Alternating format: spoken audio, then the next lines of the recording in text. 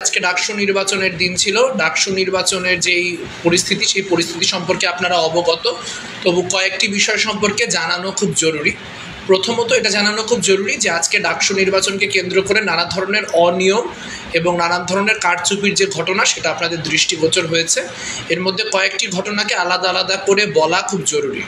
প্রথমত এইটা বলা খুবই জরুরি যে আমরা দেখতে পেয়েছি যে আপনার অমর একুশে হলে কিভাবে করে আসলে যেই ব্যালট ছিল, সেই ব্যালটগুলি শিক্ষকদের কর্তৃক আগে থেকে ভরাট করে সেগুলোকে পূরণ করে আপনার যে বাক্স, সে বাক্সতে ভর্তি করার কর্মকাণ্ড সম্পাদিত হয়েছে।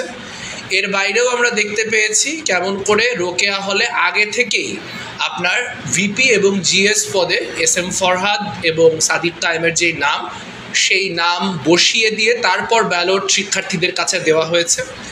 এছাড়া আমরা দেখতে পেয়েছি শহীদুল্লাহ হলে শিবিরের পূরণ করে রাখা যে লিস্ট, সেই লিস্ট ভোটার কেন্দ্রের ভিতরে, অর্থাৎ যেখানে মানুষ ভোট দিতে যান, সেখানে আগে থেকে রেখে দেওয়ার ঘটনা ঘটেছে।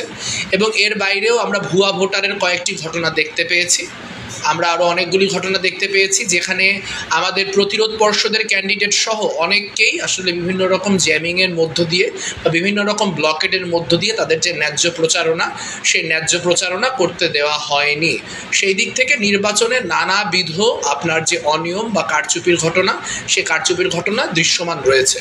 তবে আমি যেই কথাটি বলার জন্য প্রধানত লাইভটি করছি, সেটি হচ্ছে আমি গভীরভাবে ধন্যবাদ জানাতে চাই আবাসিক অনাবাসিক মিলিয়ে সেই সকল শিক্ষার্থীদেরকে যারা আমাদের ডাকে সাড়া দিয়ে আজকে ব্যাপকভাবে ভোট প্রদান করেছেন এবং আমরা একটা অত্যন্ত হাই টার্ন আউটের যে নির্বাচন, সেই নির্বাচন দেখতে পেয়েছি। এটা আমাদের জন্য অত্যন্ত আশাব্যঞ্জক।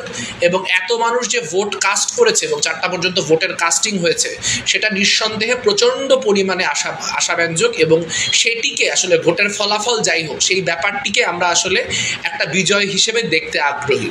কিন্তু আমরা দেখতে পাচ্ছি যে ভোট গণনাকে কেন্দ্র করেও এক ধরনের ধোঁয়াশা সৃষ্টি হয়েছে। আমরা দেখতে পেয়েছি ভোট গণনার সময় একাধিক কেন্দ্রে সাদিক কায়েম এবং শিবিরের অন্যান্য প্রার্থীরা সেখানে যে উপস্থিত হয়েছে, এবং আমরা দেখতে পেয়েছি একাধিক জায়গায় এলইডি লাইট নষ্ট হয়ে যাওয়ার মতো ঘটনা ঘটেছে এবং সেটি আসলে টেকনিক্যাল ফেলিয়ার হিসেবে ধরা হয়েছে। আমরা যখন এই মুহূর্তে কথা বলছি, সেই মুহূর্তেও ভোটের যে কাউন্টিং, সেই কাউন্টিং অব্যাহত রয়েছে। সেই কাউন্টিংকে কেন্দ্র করে নানান রকম ডিসইনফরমেশন এবং গুজব রয়েছে। আমরা নিশ্চিত নই এই ডিসইনফরমেশন এবং গুজবের যে অবস্থা তা কেমন। আমি ইতিমধ্যে লাইভটি করতে করতে খবর পাচ্ছি যে বিশ্ববিদ্যালয় ক্লাবের যে সিচুয়েশন, সেই সিচুয়েশন ভালো না। অর্থাৎ একাধিক জায়গায় আপনার ভোট কাউন্টের ক্ষেত্রে যে নিয়মকানুনগুলো মেনটেন করার কথা, সেই নিয়মকানুনগুলো মেনটেন করা হচ্ছে না। আমরা শিক্ষার্থীদেরকে ধন্যবাদ জানাই, তবে একই সঙ্গে আমরা বলতে চাই ভোট কাউন্টিংয়ের ক্ষেত্রে কোনো ধরনের অনিয়ম বা ব্যত্যয় যদি ঘটানো হয়, তাহলে তা বিশ্ববিদ্যালয়ের যে শিক্ষার্থী সমাজ তা মেনে নিবে না।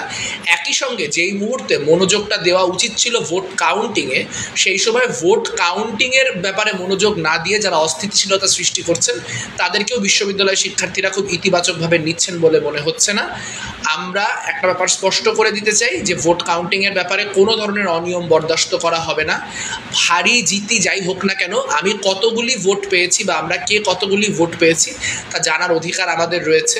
যে হাজার হাজার শিক্ষার্থী আজকে পরিশ্রম করে ভোট দিতে এলেন, তাদের ভোটটি যাতে শেষ ভোটটি পর্যন্ত কাউন্ট হয় তা নিশ্চিত করা আমাদের প্রধান দায়িত্ব।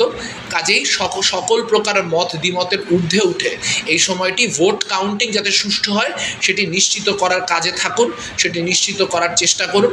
এবং তা যদি নিশ্চিত না হয়, কোনোভাবে যদি কোনো গণ্ডগোল সৃষ্টি করার কোনো পায়তারা হয়, তাহলে তা সম্মিলিতভাবে রুখে দেওয়ার জায়গায় থাকুন। আপাতত এতটুকুই আপডেট। পরবর্তীতে এই বিষয়ে আমাদের পর্ষদের তরফ থেকে আরও ডিটেল জানানো হবে, এইটুকু বলে রাখলাম।